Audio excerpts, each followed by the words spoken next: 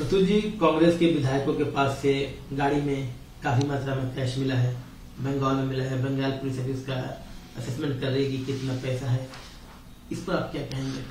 देखिए, काले धन और भ्रष्टाचार के प्रति भारतीय जनता पार्टी का शुरू से जीरो टॉलरेंस रहा है और हमेशा रहेगा।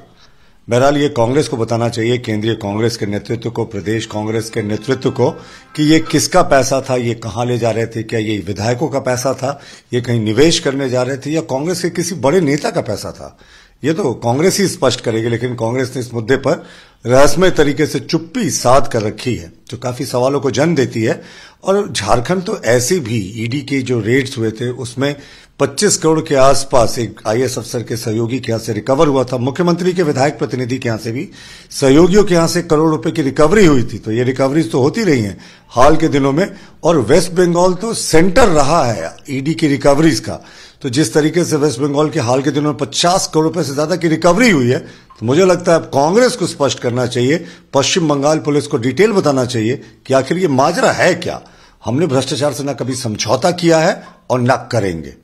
प्रतुल जी, आप कह रहे हैं कि रहस्यमय तरीके से कांग्रेस ने चुप्पी साध रखी है, लेकिन कांग्रेस तो लगातार आपकी पार्टी पर हमला कर रही है। उनका कहना है कि जो चुनी हुई सरकारें होती हैं, जो गैर बीजेपी सरकारें होती है, उनको डिस्टेब्लिश करने की कोशिश करती है बीजेपी, और इसी क्रम में ये पैसा विधायकों के पास पहुंचाया गया है कि सरकार गिराई जाए। साजिश बीजेपी की तरफ से की जा रही है। देखिए, पाकिस्तान में कीवर्ड होता है जब भी सरकारें संकट में होती हैं, और जो देश है हमारा उसमें डी वर्ड होता है कांग्रेस की सरकारों के लिए। पाकिस्तान में जब भी हुक्मरान ना परेशानी में फंसते हैं तो वो कश्मीर कश्मीर चिल्लाने लगते हैं, और झारखंड में या प्रदेश दूसरे प्रदेशों की बात करें तो कांग्रेस हमेशा डी वर्ड यानी डिस्टेबलाइजेशन की थ्योरी देने लगती है कि सरकार को अस्थिर करने का प्रयास था। इनको स्पष्ट करना चाहिए कि इनके नेता इतना पैसा लेकर कहां जा रहे थे, किस नेता का पैसा था, क्या इनका पैसा था? दरअसल कांग्रेस ना हाल में जो स्टेट में रिकवरीज हुई है ईडी की करोड़ रुपए की, उसके बाद उसे पता है कि भ्रष्टाचार में सरकार का जाना तय है, और वो इस तरह के हथकंडे अपनाकर लोगों का ध्यान बांटने की कोशिश कर रही है। उसने अभी तक जवाब नहीं दिया ये आखिर पैसा किस नेता का था। जो यहाँ पर कार्रवाई हुई है रिकवरी, उसको हम किसी और दिन बात करेंगे, लेकिन अब भी सीधा तौर पर जो कांग्रेस के चीफ हैं राजेश ठाकुर, उनका कहना है कि बीजेपी का पैसा है, बीजेपी ने विधायकों को दिया ताकि सरकार को अस्थिर किया जा सके। वो चोर मचाए शोर वाली कहावत तो आपने सुनी ही होगी ना।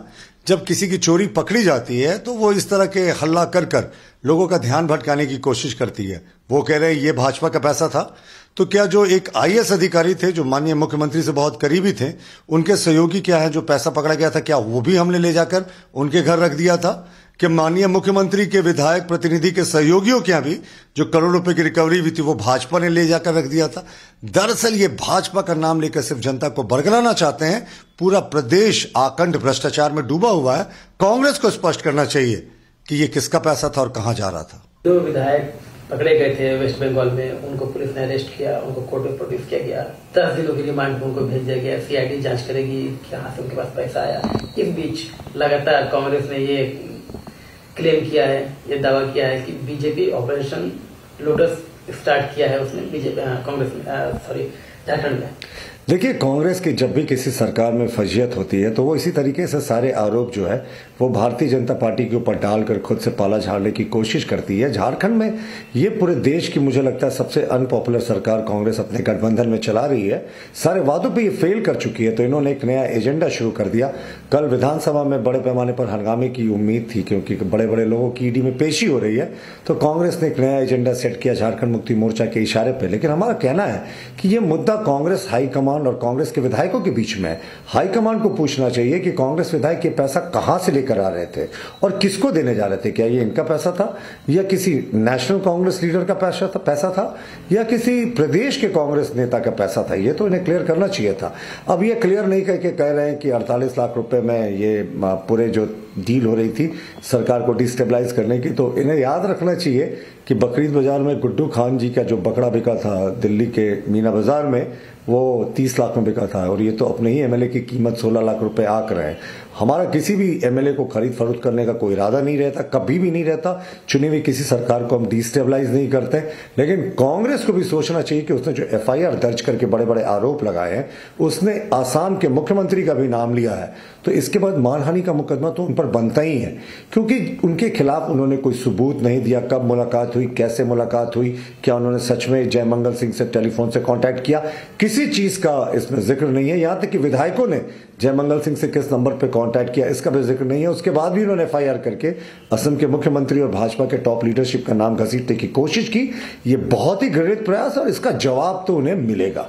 आपको क्या लगता है, जीरो एफआईआर करके एक तरह से इन्वेस्टिगेशन प्रोसेस को धूमिल करने की कोशिश की गई है, उसको मुद्दे से भटकाने की कोशिश की गई है, या दूसरे लफ्जों में कहें तो इन्वेस्टिगेशन को किल करने की कोशिश की गई? क्योंकि अगर इस तरह से सीरियस एलिगेशन जिस तरह से लगाया जा रहा है, अगर उसमें कोई भी सब्सटैंशियल चीज है तो उसको यहीं इसी राज्य में इन्वेस्टिगेट करना चाहिए था।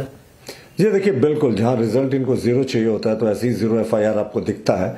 और जीरो एफआईआर कैसे होगा? जब अनूप सिंह रांची में थे और उनको कॉल आया, लेकिन संदेहास्पद रूप से वो कॉल आने के करीब 24 घंटे तक चुप रहे, और उसके बाद जब पूरा मामला सामने आया तो उसके बाद दूसरे दिन उन्होंने 1:30 बजे जाकर कांग्रेस अध्यक्ष के साथ एक रस्म अदायगी कर दी एफआईआर की। और एफआईआर में इतने लूप होल्स खोले कि मुझे लगता है ये जो पिछला एफआईआर इन्होंने किया था एक फल विक्रेता पे और एक सब्जी विक्रेता पे, एक दिहाड़ी मजदूर पे, उससे भी कमजोर एफआईआर है। उसमें उनको बेल हो चुकी है, क्योंकि आज भी 1 वर्ष के बाद भी चार्जशीट नहीं हुआ। इस एफआईआर का भी हश्र वही होगा, लेकिन उस समय भी उनका मकसद वही था कि सरकार करप्शन के मुद्दे पे घिरी थी, उससे उसका ध्यान भटकाया जाए।